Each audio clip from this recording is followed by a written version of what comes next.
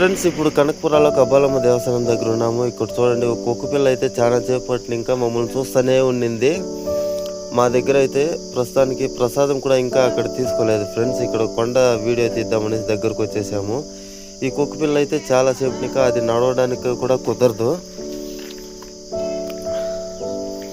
నాకు చాలాసేపు నాకు అర్థం కాలేదు ఎందుకు అనేసి. ఆ తర్వాత మా చేతిలో నీళ్ళు బాటిల్ ఉండే చూసి అది పాపము అప్పటి ఇంకా అది దానికి నీళ్ళు చాలా దాహం అయిపోయింది. పాపం నడవడానికి అయితే కుదరదండి. చూడండి పాపం పదా.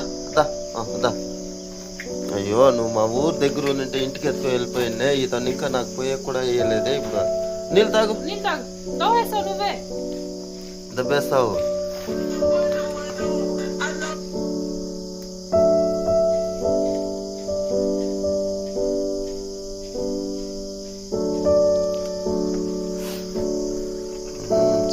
నేను ఎత్తుకోపోయి కూడా అయ్యాలదే.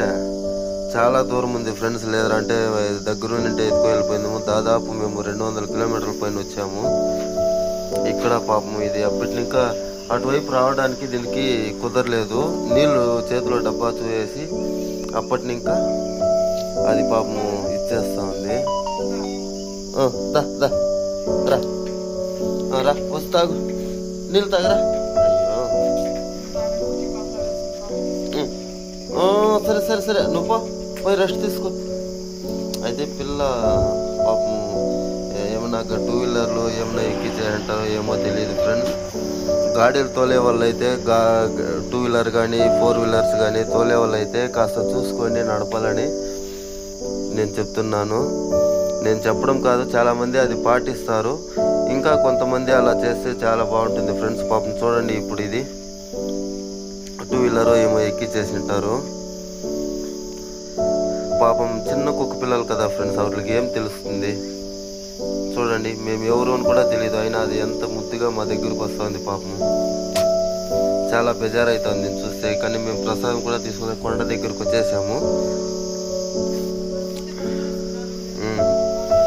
నీళ్ళు అయితే తాగింది ఫ్రెండ్స్. నీళ్ళు చాలా ఎండ కదా, దానికి నీళ్ళు చాలా దాహం వేసింది.